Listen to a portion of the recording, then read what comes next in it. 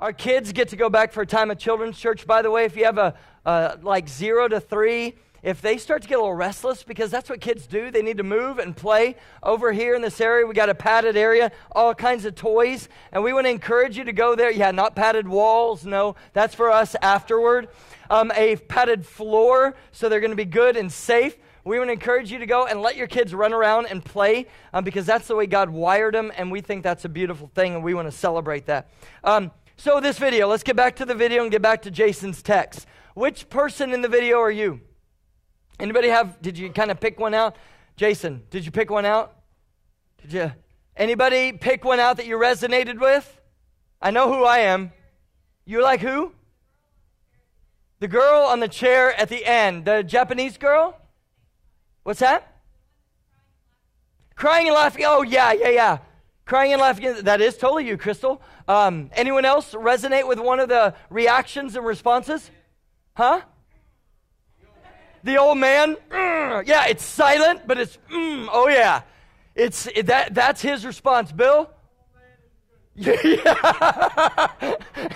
The old man is a good one, Bill. I agree with you. I'm the guy hiking. Yes! That's it. Just that.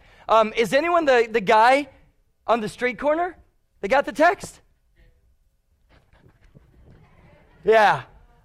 That's not me. That's my wife. That's totally my wife. And so what a beautiful thing. I love this. When I saw this video, and Jason, you will appreciate this as well.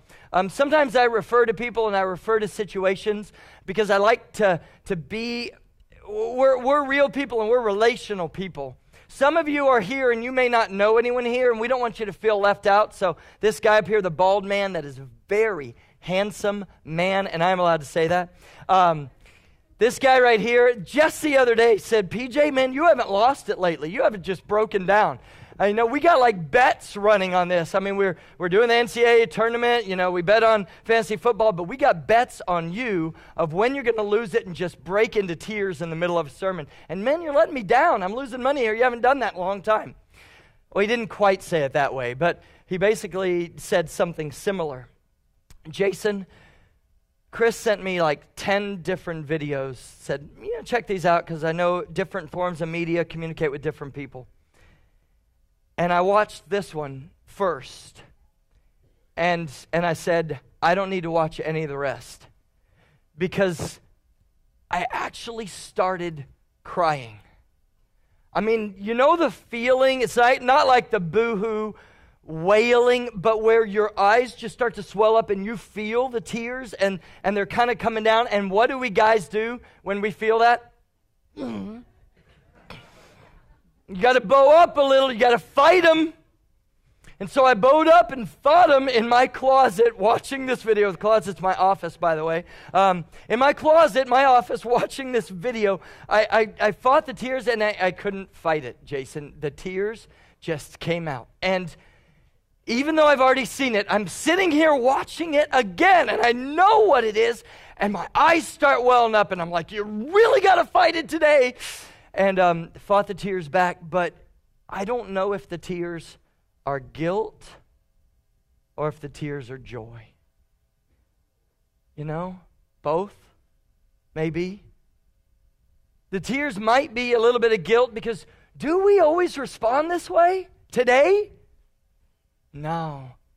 Now, when you go to a church or you're a part of a church or you're a Christian, and I don't like to do anything that leaves anybody out, so I'm going to let everybody know what we do here. I'm about to say a few words, okay?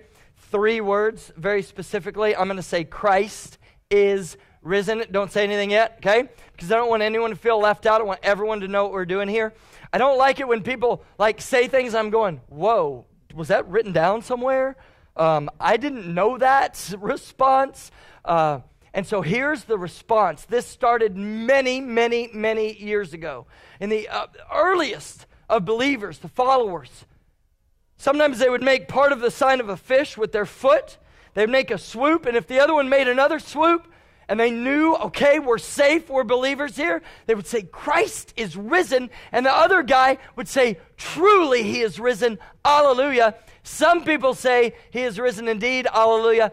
I don't care which one you do. Just do it with spirit and spunk and enthusiasm. Christ is risen. We all got the hallelujah part. That's great. We had some truly he is risen people. We had some he is risen indeed people. And that's what they did. By the way, did you know the anchor that we just sang about, my anchor holds? We just sang that. The anchor was another symbol for the Christian church. Anyway, it was. And they would sometimes make kind of the sign of an anchor too, because it was a cross, but it was a cross that was kind of upside down, and so it was incognito. So anyway, the anchor is another symbol that they used. Well, anyway, I watched this video, and I saw the emotions, and I thought, why am I crying? Is it because of guilt, or is it because of joy? And I think the answer is both. It's because of guilt, because I don't always respond that way.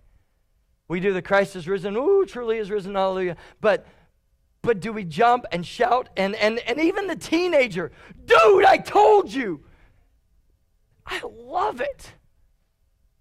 Because that's what this is all about. Today, I believe, boils down to one word. And sure, we could say the one word is Jesus. All right, and we put this up here because we want him to be a focal point. And I stand behind the cross because the cross that he was victorious over is a focal point. But it's what he offers us that we celebrate today. And that can be boiled down to one word. And that word to me is hope. That word is hope. I believe that in this room today, every single one of us can be united around that. We need hope. Or at some point in our life, we have felt hopeless and we needed hope. And we just kind of get in a rut, or we are just going through the motions. And we're like, there's got to be more. There's got to be something else. I need some hope. I don't know that every one of us can be united together by our motivation for being here today. I guarantee you, some of you are here because you were invited to be here. Some of you are here because it's an expectation. It's Easter. Some of you are here because you want to celebrate. But every one of us is here around the same thing. I guarantee you, we can all go. I look at this world that we live in, and we need hope. Man, do we ever need hope? That's one reason we wear shirts like this today. And I know not everybody is. That's okay. If you're in a great dress, that celebrates the glory of God too. Beautiful. If you're in a tie, I'm really sorry, because I am so much more comfortable than you right now. But that's a great thing too. It's a great thing. It doesn't matter. But hope matters. And that's why we wear these shirts for orphans. And Crystal mentioned orphans, Buddy Walk, cancer. Those are 3 that she saw. I saw another one running around, just cause, just reason for a just cause. And it was basically when we did one of the runs that benefited organizations that fight against sex trafficking. Because those girls that are caught in this, do you agree that they need hope? And do you agree that an orphan in Haiti, after an earthquake, that's sitting in his own filth and waste because he can't move and hasn't been fed in like 4 or 5 days and is stuck in a mud hut because his parents are dead, you think that kid needs hope? I do. And do you think Lydia Dotson needs hope as she's battled cancer? Absolutely. And do you think, we even have some Buddy Walk shirts here. You know, there are some people who face challenges in their life and physical obstacles. We'll just call it that, an obstacle that we can cross over. And we want to lift up all those people who battle things like that. So there are lots of just reasons and just causes out there. And so that's kind of why we do this, because we believe that people need hope. So what is hope? Okay, let's try it out. I hope Phil Mickelson makes a comeback and wins the Shell Open today.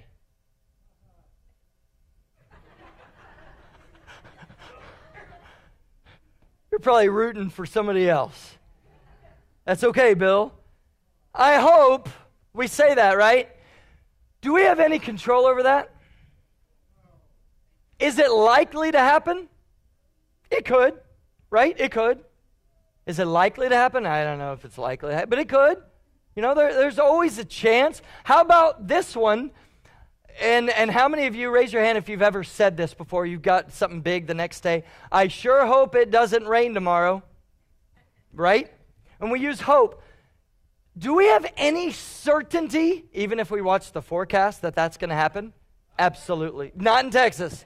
That's right, Dylan. It's just, to get paid to be wrong almost every day of your life. What a beautiful thing that is. And sorry if we have any meteorologists or whatever out here. I love you. I really do. I know a guy, and he's great. But you're just wrong a lot of times because we do the best we can, but there's no certainty around that. And so we use hope a lot of times about, we have part of it right, but we forget the last part. Biblical hope is going to be different. There's two things about biblical hope. The first is it's a desired future that's better than where I find myself right now. Okay? Would you all agree that when we use it, we're saying that? It's something that we want to see that is a different place. I really hope I will be married one day. I really hope that my children stop doing that one day. I really hope that this happens, that happens. I really hope I get a raise. I really hope I find a job soon. I really hope that girl will go out with me. I don't hope that, honey. Okay, we're good. We're good. All right?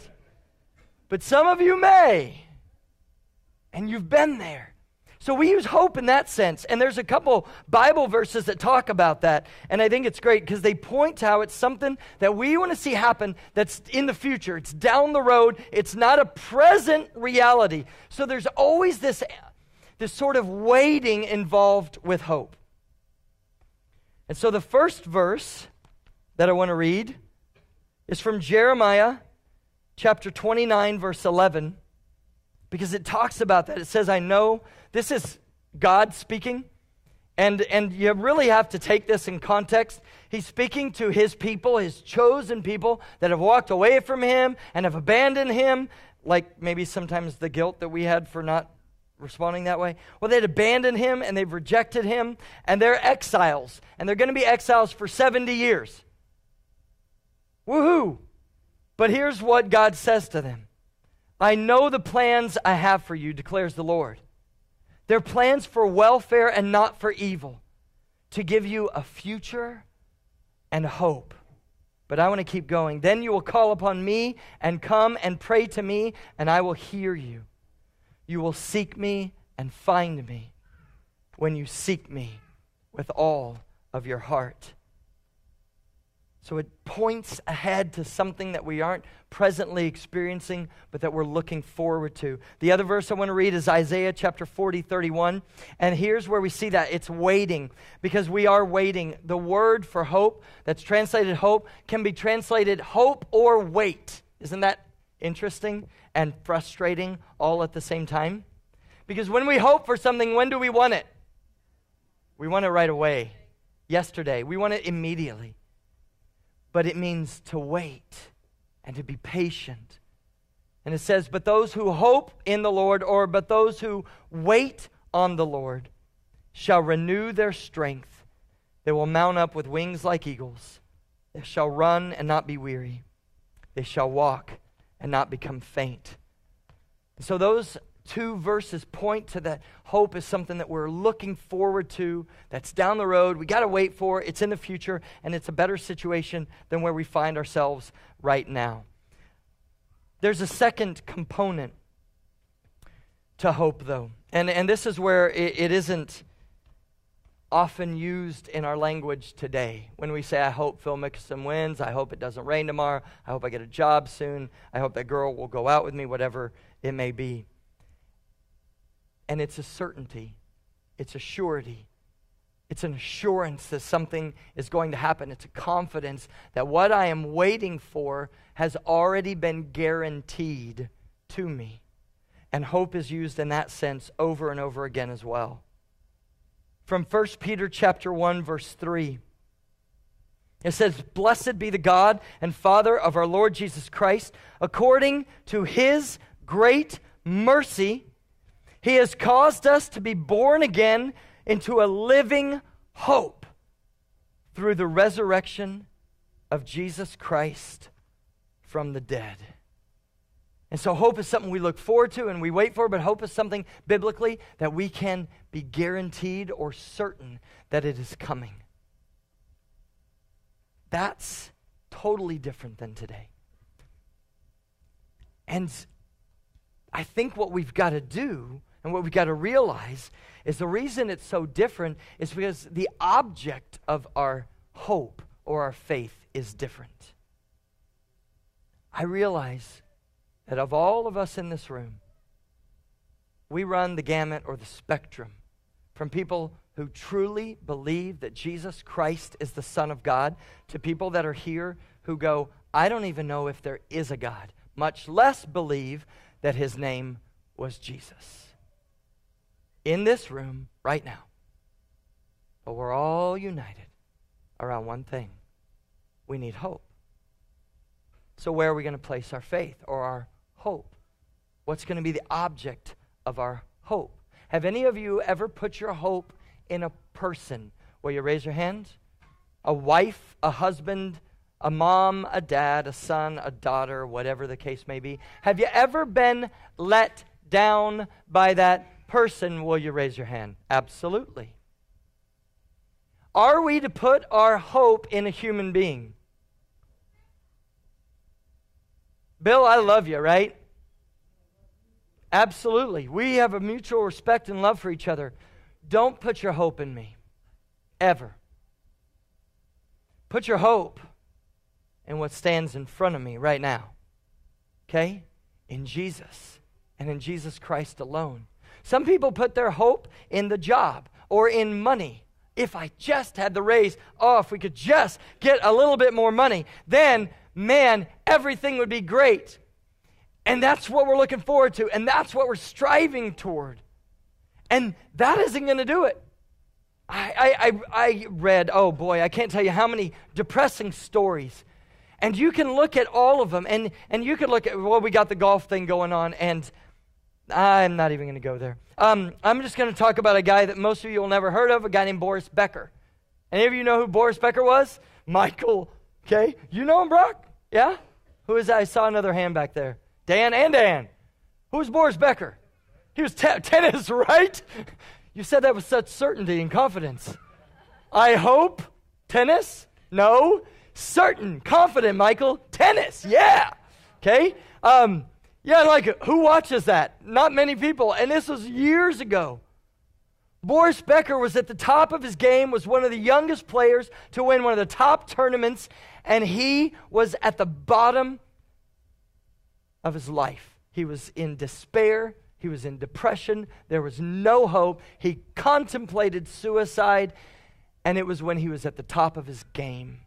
It doesn't matter how much money you have. It doesn't matter how many women surround you.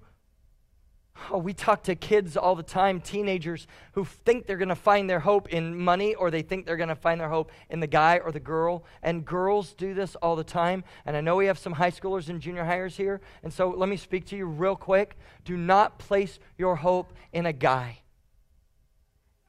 Do not place your hope in a guy who says, but I'm going to love you. And then you start to give yourself away and you think, but he's the answer. And all of a sudden, he's gone.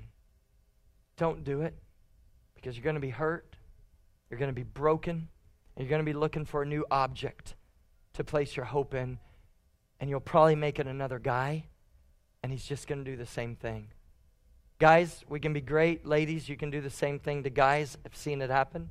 Okay? That street runs both ways. We place our hope in so many other things, but I love that verse that I just read, 1 Peter 1:3.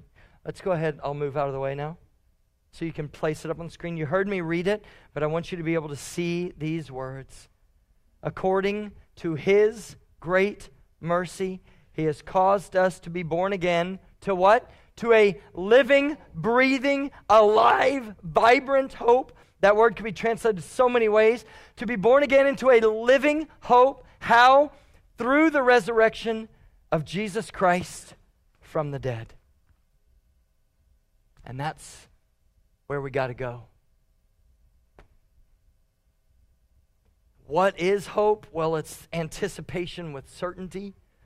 of a future that's going to be better. Okay, we can get rid of it now. Where do we find our hope? It is not going to be in a guy or a girl. I know some of you are going, Jesus was a guy. Yeah, he happened to be the Son of God. And so if you find him walking around, you can place your faith and hope in him. But it's not in a job. It's not in money.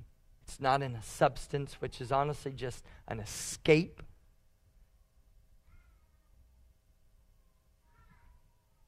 It's going to be in a person. What does and here's a fun topic to talk about on Easter, in your nice shirt or your pretty dress, nice shirt or pretty dress, whatever you did today. What does every suicide note that's almost been discovered in the history of mankind have in common? What's that? Okay. It's got a I'm sorry, and there's no hope. The word hope is almost always used. Hopeless, or there was no hope. Because they hadn't found the right source. Because it isn't the guy, it isn't the girl, it isn't the money, it isn't the substance. I've got to say this. I saw a young kid, I don't know how old he is. He lives in our neighborhood. I saw him walking the other day, and written all over his face, I just saw, I have no hope. And it was written on his face. And for the first time in a long time, because I've seen him before, and he's been arrested, and I know has had drug issues, and I don't even know his name. That just has gotten around. I kind of know who he is. I saw him, and I saw his face, and it just said, I have no hope. And God convicted me. This was Friday when I saw him. Maybe it was yesterday when I saw him. I don't even remember. But in the meantime, God has convicted me. And God said, then why didn't you get out of your stinking truck? And I thought, wow, why didn't I? And so I really hope I see this guy this afternoon. Or I really hope I see him hope. Yeah, I have no certainty of that. I wish that I will see him today or tomorrow or the next day, because I'm going to get out of my truck. I'm going to leave it wherever it is, and I'm going to go talk to this kid, because I think this kid just needs hope. He needs someone to pour into him, but he needs someone to pour into him with the right answer. And it isn't all those substitutes, because the substitutes just aren't going to work. Substitutes are going to go away. It's only found in Jesus. And that's what today is all about, and that's why it's so special, because it's in the resurrection of Jesus. You see, when Jesus combated death, when he defeated death, he defeated sin, and he defeated the devil, and he rose victorious, and then he offers us hope, because there's a better future, a prepared, a more beautiful future. It's already laid out for us, and we can look forward to it with certainty and expectation that it is coming, because Jesus Christ is alive, because he has defeated death. And because no matter what you have done in your life, no matter what you face in your life, it isn't as big as his victory. And his victory can overcome it. And I pray that you will realize that in your life, and I pray that I will too, because every one of us needs that hope. And the hope is only going to be found in that face right there.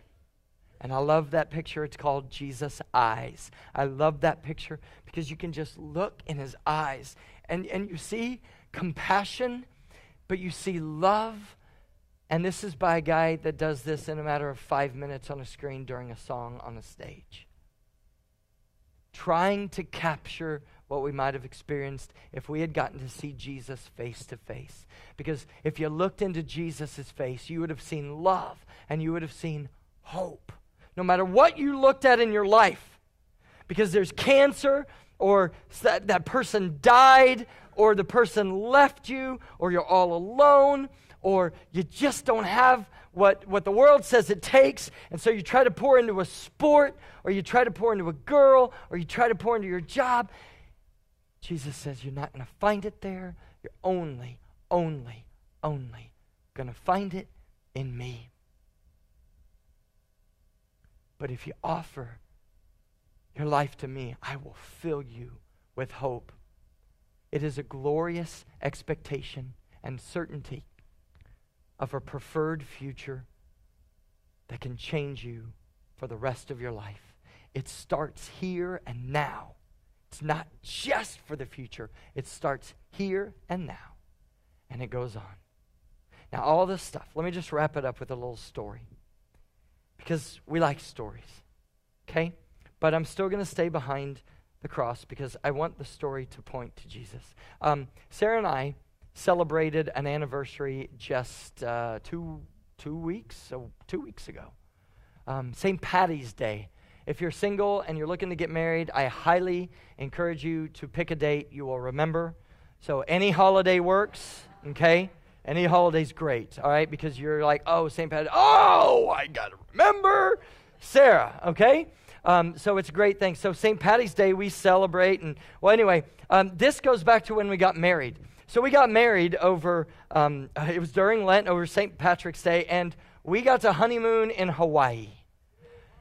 Yeah, absolutely. I agree, Bill. So we got to go to Hawaii, and we had the most incredible honeymoon. You know how the honeymoon, some people like fight and bicker. We didn't. It was just incredible. We went to Maui first, and then we went to Kauai, and that's our favorite island, by the way, because it's very raw, very natural, hiking, great beaches, incredible stuff. We would find beaches where we're the only 2 people on the beach, like for 2 hours. And it's the most gorgeous beach you've ever seen in your life. And that just doesn't happen most other places. So we love this. Well, we heard about some hikes and some beaches, and we're just traveling around. So we go on the very far north shore. So you got the north shore where there's a lot of beaches and a lot of surf, big waves and a lot of surfers. Then you've got the east coast over here, and the east coast is a lot more beaches. And then down at the bottom, it's a different sort of rocky beach, but lots of resorts and stuff along the eastern side, especially southeast. And then you've got the southern coast, which is a little different. It's like where you have the mini Grand Canyon, and it's a totally different sort of terrain. And then you've got the west coast, and the west coast is the Nepali coastline, and it's absolutely gorgeous. Rugged, sheer cliffs, and incredible. Well, we went up to the North Shore, and we heard that you could do this hike, and there were some waterfalls and stuff. It's funny, we heard this because I found this little rock wall, and I wanted to climb it. I'm in my flip-flops and my bathing suit, and I start going and climbing up this little wall, and Sarah's taking pictures of me and all this stuff. And we talked to some people at this wall who were like up at the top. He said, oh, there's a great hike back here. You got to go check it out. It's about, an hour and a half, 2 hours, it's incredible, and you will find the most gorgeous waterfall that 90% of the people that come to Hawaii will never see. And so we're all over it. We're in flip-flops. I don't even have a shirt. I'm in a bathing suit and flip-flops, and Sarah's in a bikini with a little short cover-up, I think. Didn't you have a little short thing on over it? She doesn't, she's kind of modest like that. And so anyway, we don't have water, we don't have food, we don't have supplies, and we go out on this hike because we're thinking, we're young, we're invincible, we can do anything, right? And we love each other, and that's all we need. I will die with you on the mountain, honey. Nah, not really. But so we go on the hike, and it was great. It was incredible. We saw gorgeous things, and we get all the way. We almost got to the way to the big waterfall, and Sarah's like, "Hun, we weren't prepared for this, and I gotta go. I really gotta go." Well, they don't put.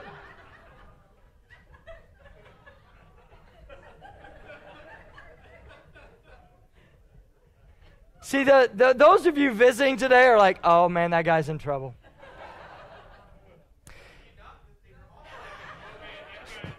No, those of you not visiting are like, I know that guy's in trouble. This is, okay? She's told, all right, do you not want me to go any further? She brought the story up. Oh, but you had to tell that part. So we're going up and we see this little pond. And I'm like, hon, there's nobody around, okay? Just get in and do your and so she does, and what do I do? Oh yeah. So in our honeymoon book, I have a picture and it looks like she's just basking in this beautiful pond on the hillside on a mountain in Hawaii.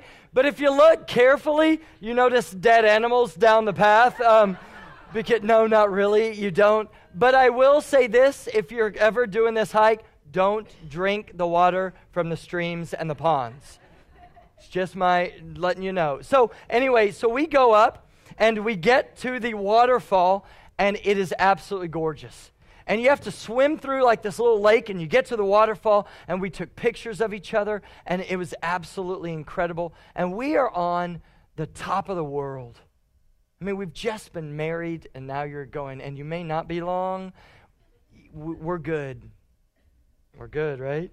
Okay. Yeah, we were. We were an hour ago. But we were on the top of the world. We loved each other. We're in one of the most beautiful places. And we're walking along. Well, right now it's getting to be about 5:30, and we leave that waterfall because we're like, an hour? In less than an hour, it's going to be dark. We got to get moving. And so we start on our way back. And about 30, 45 minutes into it, it's starting to get really dark. And then all of a sudden, we're looking around us, and we realize we're not on a path. I mean, I don't know how it happened, but somewhere we got sidetracked. And we left the path that would take us back to our car and then our resort and everything else and food and a shirt. We left the path and accidentally pursued another path. And it's getting dark, and we're starting to get a little bit scared. Now, I can't say that we were completely without hope. We still had hope, but there was some fear and some worry in here too. Because in the mountains in Hawaii, what can it start to get at night? A little chilly. Yeah, especially when you've been swimming in a waterfall and you don't even have a shirt. So it's starting to get a little bit cold, and it's getting darker.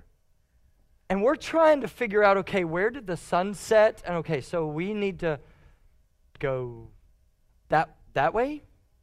I think we came from... We are hollering and screaming and yelling, is anybody out there? And we hear nothing. Nothing. Now, you know the end of the story because we're standing here. You're like, what happened? We got lost forever, people. No.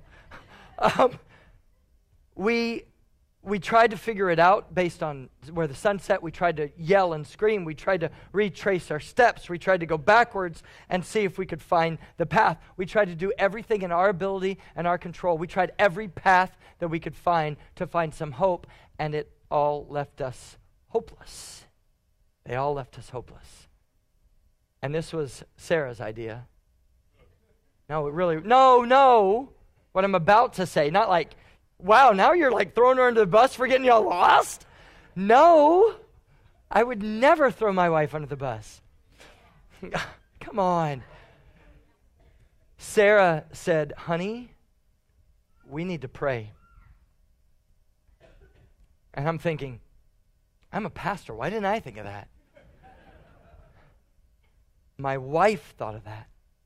And so right there in the dark, on the mountain, getting cold, we take hands, trembling a little bit, And we prayed, God, we don't know what to do here.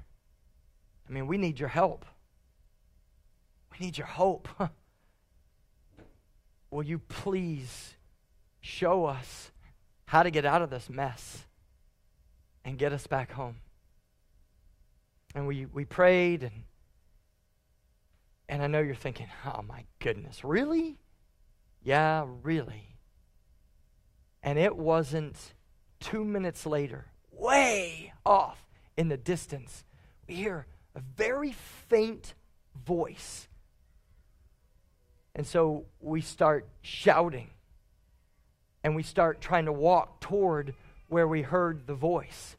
And then as we got a little bit closer, we could hear that it was two people having a conversation. And then as we got a little bit closer, we saw a little bit of light because they had some flashlights. And so we are hollering and screaming, and the people came over to us. And we told them what had happened, and they gave us some water and helped us and got us back on the path, and then guided us back to the end of the trail to our car where we could get home again. We exhausted every opportunity that we could think of. And finally, what was our last resort? Why don't we ask God for some help here? Because maybe we could find our hope in Him. And I think that's so much what we do in life. And so, I'm just here to say, wherever you may be and whatever your beliefs are in God, I know you need hope today. And you can look in a person, and you can look in a job, and you can look in money, and you can look in a substance, and you can look in anything like that, and you're not going to find it. I will guarantee you, you will not find it. One day, it will all fade away. All of it. But there is one place that you can look. And don't make it the last place you look, like we did. Make it the first place you look. Or make it the place you look today. There's one place we can look where we will never be disappointed. Does it take the cancer away? No. Does it give you a job instantly? Not necessarily. Does it give you all the money you want? Can vouch for that. Okay? But does it give you hope in the midst of the circumstances that you find yourself in, whatever they may be, the loss of a loved one, the loss of a relationship, the loss of a job, anything that has left us hopeless, it will give you hope wherever you find yourself. And it'll say, there's something better coming, there's something better coming, there's something better coming. If you place your faith and your trust and just look at Him and look at His face, and He says, just place your faith and place your trust and put your hope in